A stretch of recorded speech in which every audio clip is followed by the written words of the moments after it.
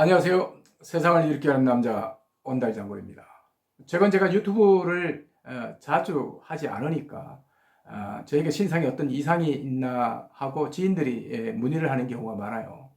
사실 제가 최근에 새로 하는 일이 조금 있어서 유튜브를 자주 못하고 있는데 이 일이 정리가 되는 대로 예전만큼은 아니지만 그래도 지금보다는 조금 더 자주 여러분들을 찾아뵙도록 하겠습니다. 자, 오늘 여러분들과 함께 할 주제는요, 호스피스 완화 의료라는 건데, 최근에 어느 그 신문을 보면서 제가 처음 이 내용을 접했어요. 그래서 처음 접한 내용이기 때문에 오늘은 원고를 제가 조금씩 보면서 여러분들께 설명을 드리도록 하겠습니다. 자, 얼마 전 이제 모 일간지의 그 어느 대학 교수가 317일간, 그러니까 1년이 좀 안 되죠. 어머니를 그 호스피스 병동에서 간병한 인터뷰가 실렸어요. 거기에 재밌는 내용들이 있고 또 여러분들이 알면 좋겠다는 내용이 있어서 오늘 여러분들께 설명을 드리는데요. 이 교수는 어머니가 이제 돌아가시기 전 약 1년 가까이 호스피스 병동에서 어머니를 돌보면서 어머니하고 나눴던 이야기, 느꼈던 내용, 그리고 호스피스 완화 의료라는 게 어떤 것이다 하는 것을 피부로 느끼게 됐고 그 내용을 신문에 인터뷰를 하게 된 겁니다. 자, 신문 내용을 제가 설명을 좀 드리면 이 교수의 이제 어머니는 실버타운에서 생활을 하셨는데 88살에 말기암과 알츠하이머, 즉 그러니까 치매 판정을 받았다고 합니다. 그래서 이 상태로는 그 실버타운 생활이 힘들지 않느냐라고 싶어서 이제 요양병원을 처음에 알아봤다고 해요. 하지만 여러분들도 아시다시피 이제 요양병원이라는 게 또 어르신들한테는 요양이라는 단어 자체가 굉장히 좀 거부감을 느끼기 때문에 생각하고는 다르게 좀 굉장히 좀 힘들어 하시겠다 싶어서 요양병원은 포기를 했다고 합니다. 그래서 대안을 찾아낸 것이 바로 호스피스 완화 의료라는 건데요. 자, 호스피스 완화 의료는 2016년 3월에 우리나라에서 처음으로 이제 시범 도입된 제도니까 뭐 그렇게 오래 된 제도는 아니에요. 그래서 아마 모르는 사람들이 아는 사람보다 더 많을지도 모르겠습니다. 자, 이 호스피스는 말 그대로 그 나그네의 쉼터라는 뜻이거든요. 호스피스라는 뜻이요. 그래서 호스피스 완화 의료는요, 생의 마지막, 그러니까 말기암 환자잖아요. 그러니까 생의 마지막을 존엄하게 고통을 덜 느끼면서 사시다 가게끔 하는 그런 제도라고 할 수가 있습니다. 그러니까 생명 연장을 안 하는 거죠.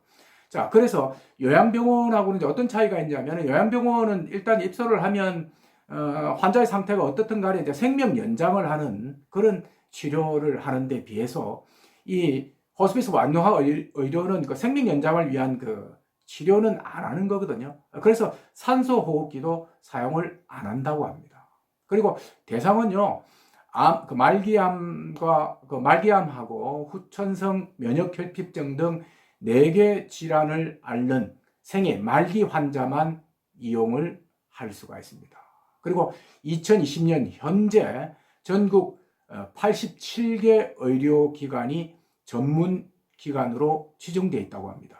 이 서비스 내용은 보니까요, 가정형, 그러니까 집으로 오는 거죠. 그리고 또 입원형, 병원에 입원하는 거, 그리고 의사한테 자문을 하는 자문형, 이 3가지로 크게 나눌 수가 있는데, 이 교수는 처음에는 어머니 상태가 좀 뭐 그렇게 심각하지 않아서 의료진이 집으로 찾아오는 가정형을 선택했다고 합니다. 가정형은요, 전담 간호사가 일주일에 한 번 방문을 하고 의사도 일주일에서 2주일에 한 번씩 집을 방문해서 이 환자를 돌본다고 합니다. 하지만 이제 이 교수의 어머니 병세가 악화되면서 집에서 이제 간병이 어려워지니까 호스피스 병동으로 옮겨서 1년 가까이 마지막 간병을 한 후에 세상을 떠나 보냈다고 합니다. 근데 이 이제 호스피스 병동에서조차도 이 교수는 뭔가 우리가 알아야 될 것이 있다고 하는데요. 가장 큰 것이 뭐냐면 이런 그 호스피스 병동에서조차도 어떤 의료진을 만나느냐가 정말 중요하다고 합니다. 자, 환자를 물건처럼 대하는 의사가 있는가 하면요. 어떤 의료진은 어머니를 인간적으로 대하기로 했는데, 즉 환자가 단순한 처처의 대상이냐 또는 자기 몸처럼 자기 어머니처럼 예의 대상으로 삼아서 정말 인간적으로 대하는 그런 의사도 있다고 합니다. 그야말로 극명하게 차이가 난다고 합니다. 그리고 호스피스 병동에서 또 중요한 게 뭐냐면은 먹는 것이 굉장히 중요하다고 하는데요. 무슨 이야기냐면 호스피스 병동에는 이제 세 가지 형태가 있다고 해요. 환자가요. 환자가 이제 밥을 먹을 수 있는 상태, 그리고 또 죽을 먹는 환자, 그리고 마지막에 아무것도 못 먹는 환자 세 가지로 나뉘는데, 뭐 밥을 잘 먹으면 또 관계없고 또 아무것도 언제 못 먹으면 어차피 이제 말기이니까 뭐 거래를 하는데, 가장 이 호스피스 병동에서 신경을 쓰는 곳이 바로 두 번째인 죽을 먹는 환자라고 합니다. 환자 같은 경우는요, 스스로 이제 음식을 먹을 때 주체성을 확보할 수 있는데, 이 곡기를 끊는 순간 빈사 상태로 빠져가지고 죽음의 지름길로 접어든다는 것이죠. 그래서 이 좋은 호스피스 병동이라는 게 어떤 거냐면, 방금 말씀드린 두 번째 환자, 그러니까 죽을 먹는 환자에게 최선을 다하는 병원이 정말 좋은 병원이라고 합니다. 왜냐하면 이 단계에서는요, 환자가 굉장히 민감하고 또 까다로워진다고 해요. 그러다 보니까 병원에서는요, 귀찮으니까 환자한테 뭘 이제 안 먹이려고 한대요. 먹이지 말라고 한대요. 왜냐하면 음식을 안 먹으면 그야말로 대변도 안 누니까 뭐 의료진들은 편하겠죠. 그러다 보니까 심지어는 간호 인력 또는 가족들한테도 밥을 또는 고기를 먹이지 말라라고 이야기를 한다고 합니다. 특히 이제 어떤 의사 같은 경우는 이 단계에 있는 환자한테는 뭘 먹이지 마라라고 이제 그야말로 강압적으로 훈계적으로 말하는 그런 의사도 있다고 합니다. 하지만 이 교수는 의사 말을 듣지 않고 어머니가 음식을 드실 수 있을 때까지 계속 음식을 드렸다고 해요. 그래서 지나와서 보니까요, 의사 말을 듣고 만약에 음식을 드리지 않았다면 어머니가 더 일찍 세상을 떠나지 않았겠나라는 그런 생각을 한다고 합니다. 그래서 음식을 꾸준하게 드렸던, 드실 수 있을 때까지 음식을 꾸준하게 드렸던 자신의 결정이 옳았다는 것이죠. 그리고 또 호스피스 병동에서 챙겨야 할 부분이요, 약을 사용하는 것이 굉장히 중요한데, 병원에서는 이제 환자의 증세가 악화가 되면요, 가급적 약물로 통제를 하려고 한다고 합니다. 자, 이때 그거는 아니다라고 가족들의 어떤 적극적인 개입이 필요하다는 것이죠. 즉, 호스피스 병동에서조차 약물을 쓰는 것도요, 가족들이 의료진하고 충분히 협의를 해서 서로가 양자가 합의를 한 상태에서 약물을 써야지, 그렇지 않고 병원에 일방적으로 놔두면 환자의 상태가 극도로 나빠질 수 있다는 겁니다. 왜냐면요, 병원에서는 귀찮으니까요, 환자를 마치 식물인간처럼 화학적으로 통제하려고 하는 경향이 많으니까 가족들이 적극적으로 개입을 해야 한다는 것입니다.